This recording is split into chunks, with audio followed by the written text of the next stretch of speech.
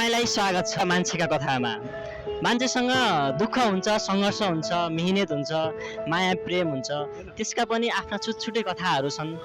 र मान्छेसँग दुःख सङ्घर्ष गर्दै गर्दाखेरि मान्छेले आफूले भोगाएका केही अनुभवहरू चाहिँ मनभित्रका कुराहरू भोगाएका अनुभवहरू भन्न नसकेको अवस्थामा त्यस्तो कुराहरूलाई उजागर गर्नका लागि मैले मान्छेका कथा च्यानल ल्याएर आएको छु। आज चाहिँ एकजना हामी अङ्कलसँग कुरा गर्नेछौँ। उहाँले चाहिँ विगत लामो समयदेखि अटो चलाउँदै आउनुभएको छ। उहाँसँग कुरा गर्दै गर्दाखेरि चाहिँ उहाँले अब यो अहिलेको अवस्थामा चाहिँ कस्तो दुःख भोगिरहनु भएको छ होइन, कतिको सङ्घर्ष छ होइन, यो काम गर्दाखेरि चाहिँ उहाँ सन्तुष्ट हुनुहुन्छ अथवा हुनुहुन्न, त्यस्तो कुराहरूलाई आज बुझ्ने कोसिस गर्नेछौँ। भिडियोलाई अन्तिमसम्म हेर्नुहोला र च्यानललाई लाइक गर्नुहोला, कमेन्ट गर्नुहोला र सब्सक्राइब गर्नुहोला, सेयर पनि गर्नुहोला है त। अब सुरु गरौँ। ठिक छ, अन भयो, अन भइरहेको होइन। मसँग चाहिँ अङ्कल हुनुहुन्छ। अनि तपाईँको नाम चाहिँ? नाम रूपलाल विक। रूपलाल विक, हजुर। अनि अहिले घर चाहिँ कता? बिनपा 2 कोलडाँडा हो मेरो घर। कोलडाँडा हो? कोलडाँडा हो, सुर्खेतको पल्लो छेउ पर्छ, यसो जङ्गलको साइडतिर। कोलडाँडा भन्ने कता उतातिर होइन? हजुर हजुर, पश्चिम। अब यो नगरको पश्चिम बेल्ट पर्यो। अब कोलडाँडा हो। मनको पीडा क्यामेरामा पहिलोचोटि कैद हुँदैछ। योभन्दा अगाडि उहाँले यसरी कहिले पनि बोल्नु भएको रहेनछ। अनि योभन्दा अगाडि कति बोल्नु भएको थियो यसरी? नाइ, योभन्दा पहिला म खासै बोलेको थिइनँ, यो पहिलोचोटि बोलिरहेको छु। अनि तपाईँ अटो चलाइरहनु भएको छ होइन? हजुर हजुर, अटो चलाउन लागेको मैले लामो समयदेखि हो र प्रायः जसो यहाँको यो बिनपाका सबै अटो चालक साथीहरूलाई मैले चिन्छु र मलाई पनि धेरै जसोले चिन्नुहुन्छ। कति भयो चलाउन लागेको चाहिँ तपाईँले? यो त लगभग मैले चलाउन लागे त यो चाहिँ अटो चेन्ज गरेर चलाएको। योभन्दा पहिलो अटो चलाउँदा मैले 4-5 वर्ष चलाएको थिएँ। त्यहाँबाट पछि फेरि अहिले यो 1 वर्ष जति भयो, लगभग 6-7 वर्ष नै भयो होला। 6-7 वर्ष। त्योभन्दा अगाडि के गर्नुहुन्थ्यो नि तपाईँले?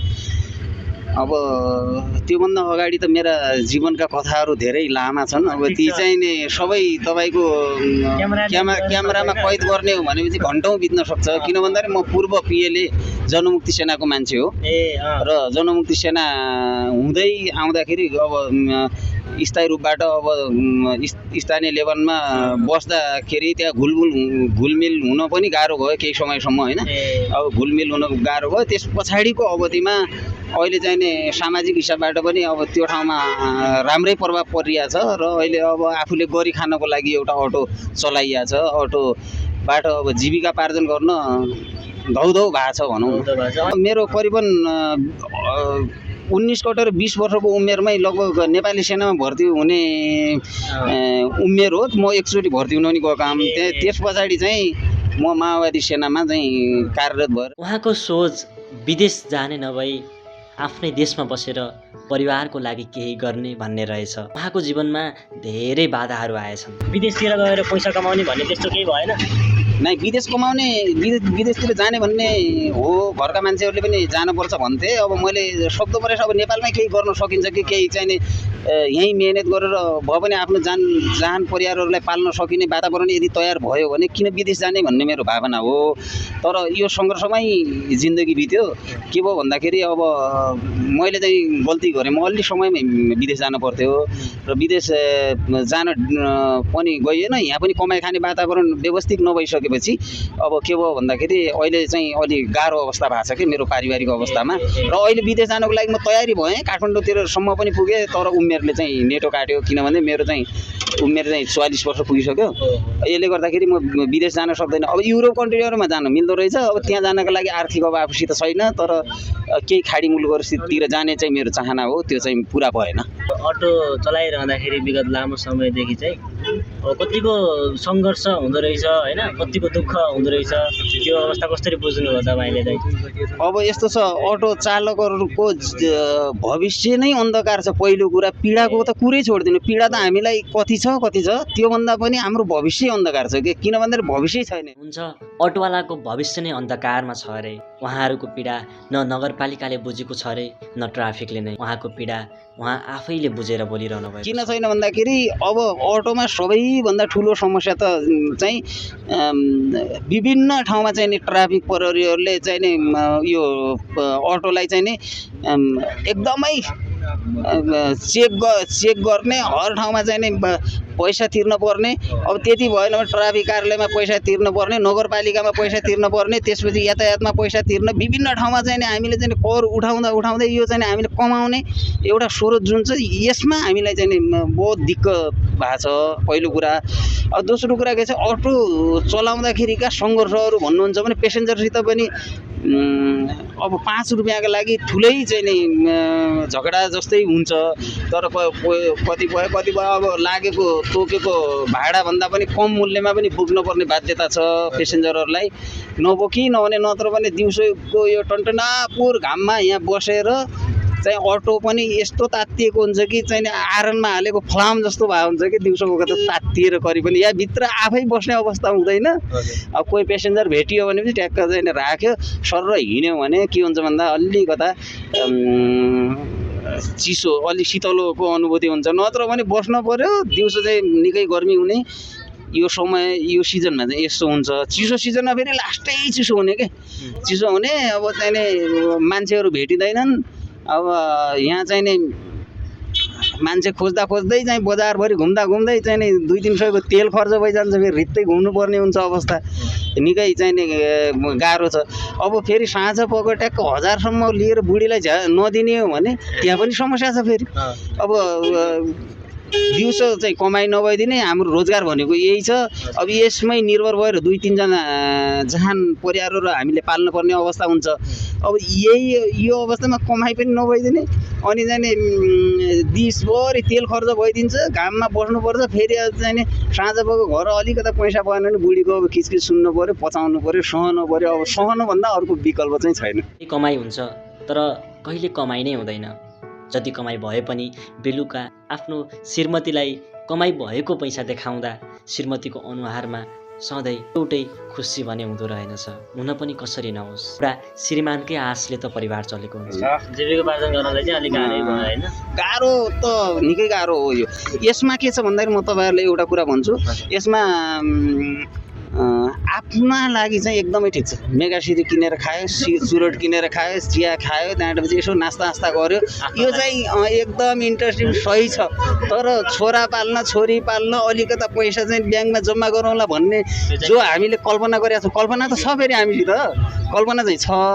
तर यो सम्भव चाहिँ भएन कि यो 7-8 वर्षको मेरो सङ्घर्षमा मैले भोगेको कुरा के छ भने मैले अहिलेसम्म जुन चाहिँ एउटा सहकारीबाट ल्याएर यो अटो किनेको थिएँ नि, त्यो लगभग 3 महिनामा आउने किस्ता जो हुन्छ त्यो किस्तामा तिर्ने पैसा जुट्दैन क्या। समस्याको विषय त्यहाँ छ होइन, गाह्रो हुन्छ।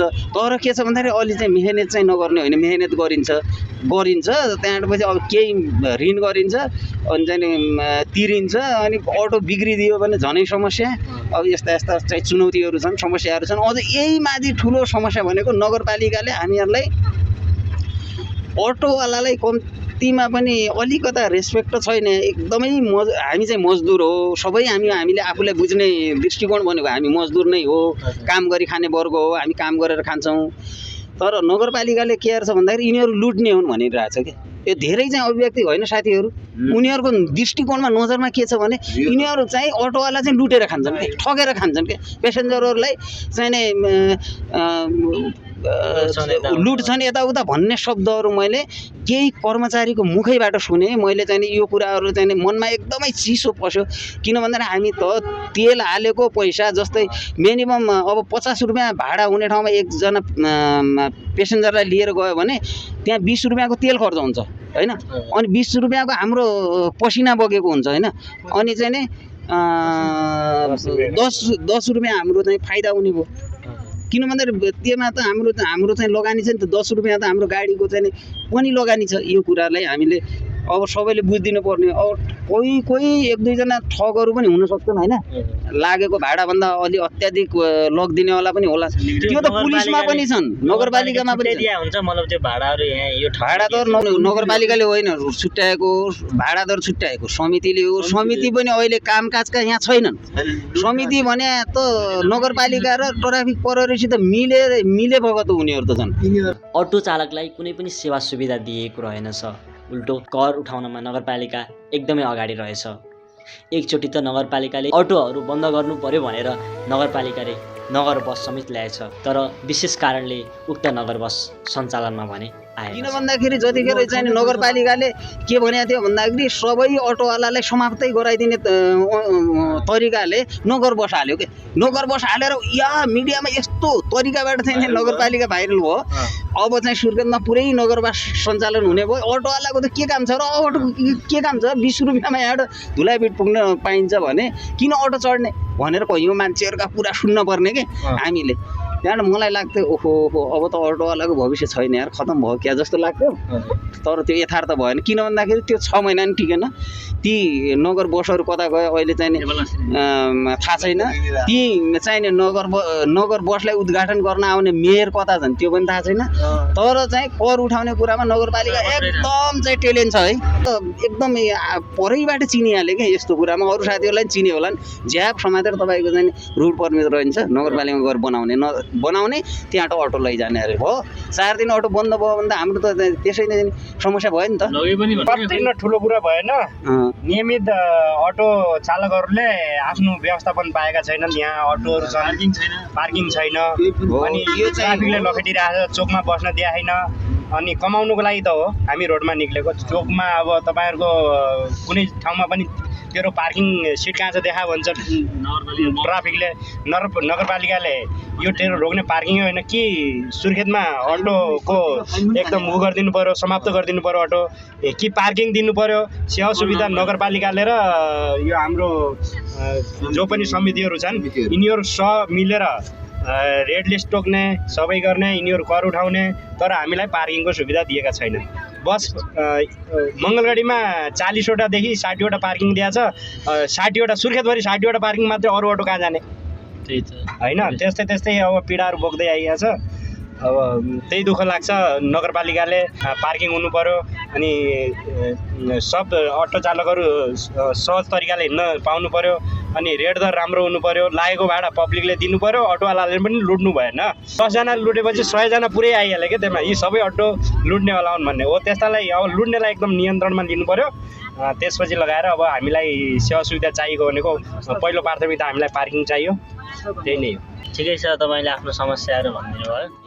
अटो चालकका समस्याहरू धेरै नै रहेछन्। यसमा प्रमुख दोष नगरपालिकालाई नै जान्छ। नगरपालिकाले न पार्किङको व्यवस्था गरेको रहेछ, न लाइसेन्सको व्यवस्था छ। लाइसेन्स दिन पनि नेपालगञ्ज जानुपर्दो रहेछ। न त तोकिएको भन्दा बढी भाडा लगिरहेका अटो चालकहरूलाई न त नियन्त्रणमा नै लिएको रहेछ। अनगिन्ती समस्याहरू उहाँहरूले तपाईँहरूले जुन च्यानल खोलिरहनु भएको छ, यो च्यानल मार्फत हाम्रा मनका भावनाहरूलाई जसरी चाहिँ लाखौँ दर्शकहरूको पुर्याउने जुन कोसिस गरिरहनु भएको छ, अब यसमा चाहिँ सबैभन्दा पहिलो कुरा तपाईँहरूलाई धन्यवाद दिन चाहन्छु म। र मैले आफ्ना मनका भावनाहरू पनि यहाँ पोख्ने एउटा मौका पाएँ, त्यसका लागि चाहिँ म धेरै धेरै खुसी छु।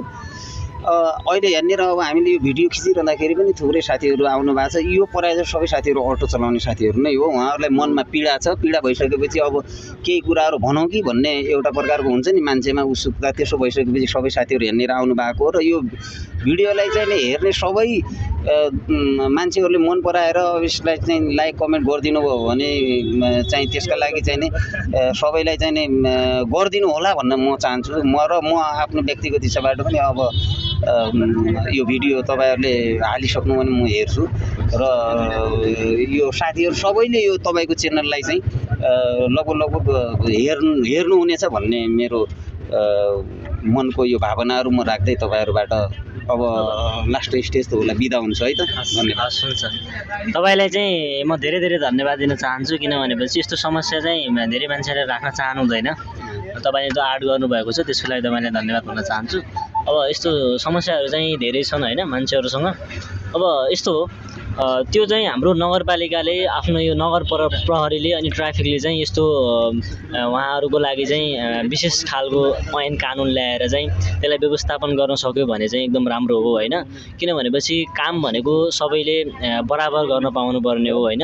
उहाँहरू पनि आफ्नो जीविकोपार्जन गर्नको लागि, थोरै भए पनि पैसा कमाउनको लागि विदेश नगएर आफ्नो देशमा केही गरौँ कि भनेर त्यो सोचले चाहिँ अटो चलाएर भए पनि आफ्नो जीविकोपार्जन गरिरहनु भएको छ। अन्तिमसम्म तपाईँहरूले भिडियो हेरिदिनु भयो, त्यसको लागि तपाईँलाई म धेरै धेरै धन्यवाद दिन चाहन्छु। यस्तै खालका समस्या पीडा दुःख मान्छे हरेक मान्छेहरूसँग हुन्छ। त्यस्तै खालका भिडियोहरू ल्याउनका लागि चाहिँ यो च्यानल खोलिएको हो। त्यस कारणले गर्दाखेरि अब चाहिँ आजको भिडियो चाहिँ यहीँ समाप्त भएको म घोषणा गर्छु। अन्त्यसम्म हेरिदिनु भयो, हस् धन्यवाद। अब अर्को कथामा भेटौँला है त।